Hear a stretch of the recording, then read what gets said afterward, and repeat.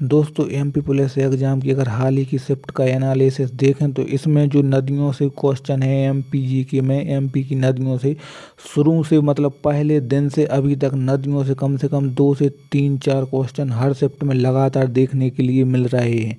पहले इसमें नदियां पूछी, फिर उनका उद्गम स्थल, फिर वो कौन से राज्य में, अब उनकी लंबाई पूछ ली और अब पैटर्न में थोड़ा चेंज हुआ है।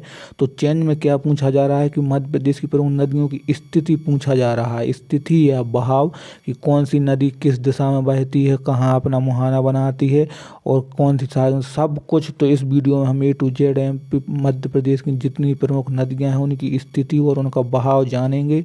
और इसी वीडियो से देखने के बाद आप अभी की शिफ्टों में 3 से 4 क्वेश्चन आपके पूरे सही कर सकते हो और अच्छा खासा स्कोर कर सकते हो एमपीजी के में। तो आप वीडियो में एंड तक बने रहें, वीडियो को कंटिन्यू देखें। चलिए वीडियो करते हैं स्टार्ट। तो आपका पहला क्वेश्चन है इसमें कि जो ताप्ती नदी है किस दिशा में बहती है। दोस्तों ये क्वेश्चन आपका मोस्ट इम्पोर्टेंट है, ये आपका पिछली शिफ्ट में पूछा गया क्वेश्चन है, तो आगे भी इससे रिलेटिव क्वेश्चन बन सकते हैं। तो ताप्ती नदी किस दिशा में बहती है, तो ताप्ती नदी आपकी पश्चिम दिशा में बहती है और खंबात की खाड़ी में जाकर गिर जाती है, ठीक है। और ताप्ती नर्मदा के समांतर पश्चिम की ओर बहती, मतलब नर्मदा नदी बहती है और उसी के समानांतर ताप्ती नदी भी पश्चिम की ओर बहती है और जाकर खंबात की खाड़ी में गिर जाती है। तो ये क्वेश्चन आपका इम्पोर्टेंट हो जाएगा, याद रखना।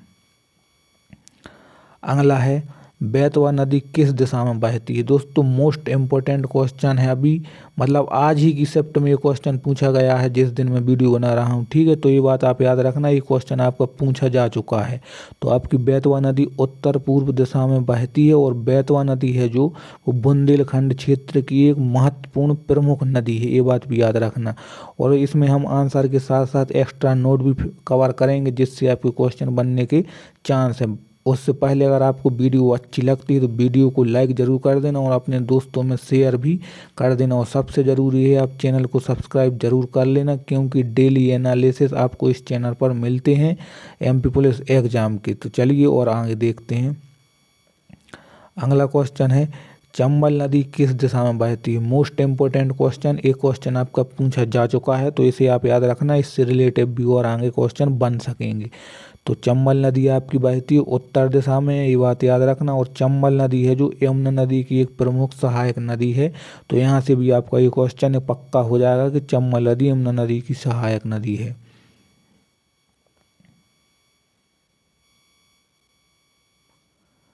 अगला है मध्य प्रदेश की जीवन रेखा किस नदी को कहा जाता है। तो ये तो क्वेश्चन आपका इम्पोर्टेंट है और क्वेश्चन आपका इजी है, आपको पता होगा कि मध्य प्रदेश की जीवन रेखा नर्मदा नदी को कहा जाता है। जो नर्मदा नदी अपनी लंबाई व उपयोगिता के कारण एमपी की मुख्य नदी है, मतलब सबसे लंबी है और इसका उपयोग बहुत सी कामों में होता है इसके पानी का, ये बात आप याद रखना। और सबसे इम्पोर्टेंट दोस्तों, आप जिस भी टॉपिक की आप तैयारी, मतलब जिस टॉपिक का आप रिवीजन करना चाहते हो, जिस टॉपिक में आपकी कमजोरी है, तो उसकी मैंने जो आपकी डिस्क्रिप्शन में मैंने उस लिंक दे दी है। मैंने एक प्लेलिस्ट बनाई है सभी चैप्टर वाइज एमपीजी के में जितने भी टॉपिक हैं आपके सभी की चैप्टर वाइज प्लेलिस्ट बनी है और डिस्क्रिप्शन में उसकी लिंक है, आप वहां से जाकर अपना रिवीजन कर सकते हो डेली एनालिसिस के आधार पर, ठीक है। नेक्स्ट क्वेश्चन है नर्मदा नदी किस दिशा में बहती है। मोस्ट इम्पोर्टेंट क्वेश्चन कई शिफ्टों में पूछा जा चुका है। तो नर्मदा नदी आपकी पश्चिम दिशा में बहती है और खंबात की खाड़ी में जाकर गिर जाती है। और भारत की कुछ गिनी चुनी पश्चिममुखी नदियों में जो है वो नर्मदा ही आपकी प्रमुख है, क्योंकि कुछ नदियां हैं जो आपकी पश्चिम की ओर बहती हैं, गिनी चुनी 2 या 3 है शायद, ठीक है। और बाकी जितनी भी नदियां हैं सभी आपकी पूर्व उत्तर ऐसी दिशाओं में बहती हैं, लेकिन सिर्फ 2-3 नदियां आपकी पश्चिम दिशा में बहती हैं। एक तो आपकी नर्मदा नदी, ताप्ती नदी और शायद माही नदी भी हो जाएगी, आप वो हम आगे देखेंगे, लेकिन 2 तो आपकी प्रमुख हैं ही। नेक्स्ट है आपका ताप्ती नदी का उद्गम कहाँ से होता है। ये भी आपका इम्पोर्टेंट क्वेश्चन है, आपका पिछली शिफ्टों में ये क्वेश्चन आपका पूछा जा चुका है। ताप्ती नदी का उद्गम कहाँ से होता है, बैतूल जिले के मुल्ताई नामक पहाड़ी से होता है आपके ताप्ती नदी का उद्गम स्थल। और जो आपकी यहाँ पर जो मुल्ताई को ताप्ती माता का जन्म स्थान भी कहा जाता है, तो ये भी आप याद रखना। अगला क्वेश्चन है, यहाँ थोड़ी टाइपिंग में मिस्टेक है, छिप्रा नहीं ये छिप्रा लिखा है यहाँ पर। छिप्रा नदी किस दिशा में बहती है? मोस्ट इम्पोर्टेंट क्वेश्चन, ये क्वेश्चन आगे जरूर पूछा जाएगा, ये बात आप याद रखना। तो छिप्रा नदी आपकी किस दिशा में बहती है? उत्तर दिशा में। तो जो छिप्रा नदी है वो आपकी धार्मिक दृष्टि से अत्यंत महत्वपूर्ण नदी है, क्योंकि उज्जैन शहर जो आपका है वो छिप्रा नदी के किनारे ही है, महाकालेश्वर मंदिर। तो ये बात इसलिए धार्मिक दृष्टि से महत्वपूर्ण है, ये बात आप याद रखना। अगला है, केन नदी किस दिशा में बहती है? तो केन नदी आपकी पूर्व दिशा में बहती है, ये बात याद रखना। और केन नदी है जो पन्ना टाइगर रिजर्व के बीच से होकर गुजरती है। पन्ना टाइगर रिजर्व है उसके बीचों बीच आपकी पन्ना नदी गुजरती है, ये बात आप याद रखना। और जो नदियों की जो दिशाएं हैं, ये अभी के समय मोस्ट इम्पोर्टेंट टॉपिक है, क्योंकि इससे हर शिफ्ट में 2 से 3 क्वेश्चन अभी आपको देखने के लिए मिल रहे हैं। तो आप बिल्कुल एंड तक देखना, वीडियो को कंटिन्यू स्किप मत करना।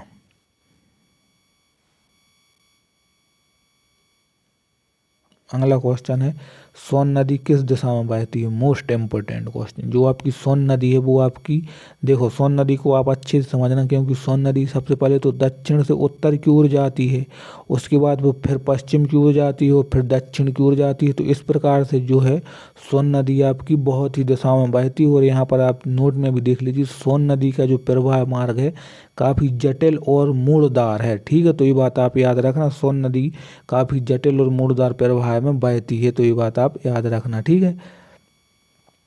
अगला है, जो आपकी पार्वती नदी किस दिशा में बहती है? तो ये भी आपका इम्पोर्टेंट क्वेश्चन हो जाएगा नदियों से। तो पार्वती नदी आपकी उत्तर दिशा में बहती है, और पार्वती नदी है जो वो चंबल नदी की एक प्रमुख सहायक नदी है, तो ये भी आप याद रखना। अगला है, सिंध नदी किस दिशा में बहती है? मोस्ट इम्पोर्टेंट क्वेश्चन है आपका, आगे जरूर पूछा जाएगा। तो सिंध नदी आपकी उत्तर दिशा में बहती है, ठीक, उत्तर दिशा में। और सिंध नदी जो है वो चंबल की एक महत्वपूर्ण सहायक नदी है, क्योंकि चंबल एक बड़ी नदी है, तो बहुत सी इसकी सहायक नदियां हैं जो जाकर चंबल में मिल जाती हैं। तो सिंध नदी भी उन्हीं में से एक है आपकी। अगला है, किस नदी को मालवा की गंगा कहा जाता है? मोस्ट इम्पोर्टेंट क्वेश्चन है आपका।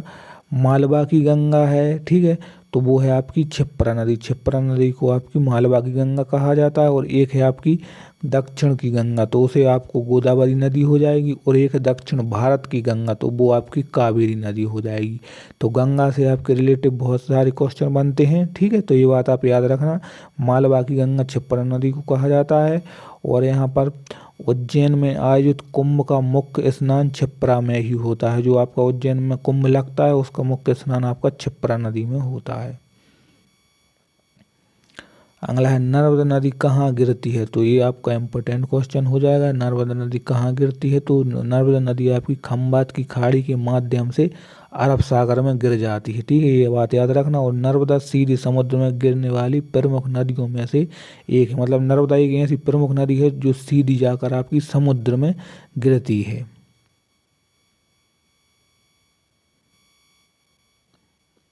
अगला है, माही नदी किस दिशा में बहती है? तो ये भी आप याद रखना, इम्पोर्टेंट क्वेश्चन है। जो आपकी माही नदी है वो आपकी उत्तर पश्चिम दिशा में बहती है। और माही नदी है जो वो आपके 3 राज्यों में, एमपी, राजस्थान और गुजरात में बहती है। तो ये आपकी बहुत ही इम्पोर्टेंट नदी है, ये बात याद रखना, क्योंकि सिर्फ माही नदी है एक ऐसी नदी है जो आपकी कर्क रेखा को 2 बार इस प्रकार से काटती है। तो ये बात आप याद रखना, ठीक है। अगला है, बिंद और सतपुड़ा पर्वतमालाओं के बीच कौन सी नदी बहती है? तो ये क्वेश्चन आपको मोस्ट इम्पोर्टेंट है। पिछली शिफ्टों में क्वेश्चन आपका पूछा जा चुका है, तो आगे भी इससे पूछे जाने के भी चांस हैं। तो बिंद और सतपुड़ा पर्वतमालाओं के बीच कौन सी नदी बहती है? तो आपकी नर्मदा नदी बहती है, ठीक है। और जो नर्मदा का रिफ्ट वैली मार्ग इसे भूगोल में अनोखा बनाता है। जो दोनों पर्वतों के बीच से आपकी नर्मदा नदी इस प्रकार से बहती है। मध्य प्रदेश में छोटी बड़ी कुल कितनी नदियां हैं? देखो दोस्तों, तो नदियां तो बहुत सारी हो जाएंगी, कुछ छोटी कुछ बड़ी। तो जो कुल नदियां हैं वो आपकी 207 हैं, लेकिन इसमें भी कुछ अगर मतभेद हो सकता है, तो कुछ मतलब इससे कुछ ज़्यादा बता सकते हैं कुछ लोग और कुछ इससे कम बता सकते हैं। तो बाकी आप ये क्वेश्चन के हिसाब से देखना कि क्वेश्चन में ऑप्शन क्या दिए जाते हैं। अगर 207 होगा तो आप 207 ही उसमें कुल नदियाँ होंगी। और एमपी जल संसाधन के लिहाज से समृद्ध राज्य माना जाता है।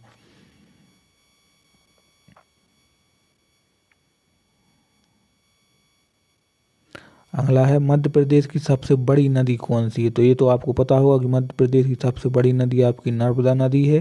ठीक है, और नर्मदा नदी की लंबाई व जलागम क्षेत्र सबसे अधिक है, और इसकी जो लंबाई है वो आपकी 1312 किलोमीटर है। ये भी आप याद रखना क्योंकि पूछा जा चुका क्वेश्चन है।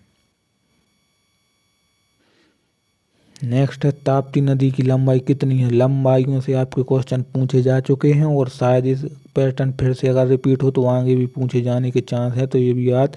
और इस नदियों की लंबाई से ऑलरेडी मैंने वीडियो बना दी है, प्ले लिस्ट है, आप जाकर देख सकते हैं, क्योंकि आगे इससे क्वेश्चन बन सकते हैं। तो ताप्ती नदी की कुल लंबाई है आपकी 724 किलोमीटर, और ताप्ती मध्य भारत की मध्यम लंबाई वाली एक प्रमुख नदी है।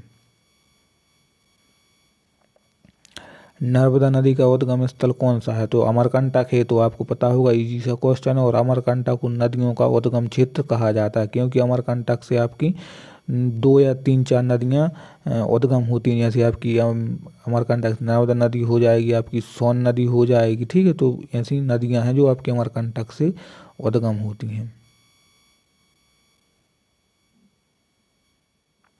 अगला है, नर्मदा नदी किस दिशा में बहकर अंत में अरब सागर में मिल जाती है? तो ये तो आपको पहले ही बता दिया कि नर्मदा नदी आपकी पश्चिम में बहने वाली प्रमुख नदी है। तो नर्मदा नदी आपकी पश्चिम दिशा में बहती है, और नर्मदा अपनी घाटी की अनोखी ढाल के कारण पश्चिम की ओर बहती है। अगला है, बेतवा नदी का उद्गम कहाँ से होता है? तो बेतवा नदी का उद्गम आपके रायसेन जिले से होता है, और बेतवा का उद्गम विंध्य पर्वत श्रृंखला से होता है। तो ये भी आप याद रखना, रायसेन जिले में और विंध्य पर्वत श्रृंखला से। अगला है, क्षिप्रा नदी का उद्गम कहाँ से होता है? तो ये क्वेश्चन भी आपका इम्पोर्टेंट हो जाएगा। तो जो क्षिप्रा नदी का उद्गम होता है वो आपका इंदौर जिले से होता है, और क्षिप्रा का उद्गम कंठ नदी क्षेत्र के पास माना जाता है।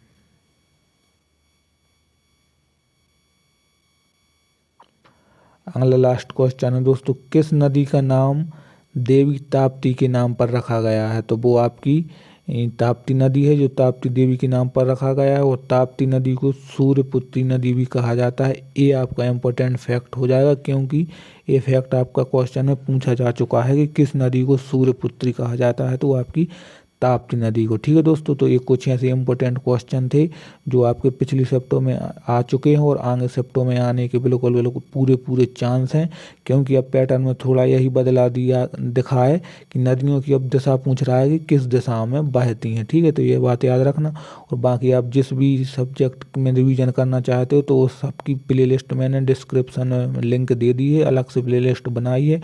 वीडियो आपको अच्छी लगी तो वीडियो को कर देना लाइक, और दोस्तों में आप शेयर जरूर कर देना। और सबसे इम्पोर्टेंट है, चैनल को सब्सक्राइब जरूर करना, क्योंकि ऐसे ही डेली एनालिसिस आपको इस चैनल पर देखने के लिए मिलते हैं। तो चलिए, वीडियो को लाइक और चैनल को सब्सक्राइब जरूर करना, और इम्पोर्टेंट कमेंट सेक्शन में ज़रूर बताना कि आपका एग्ज़ाम कौन सी तारीख को है।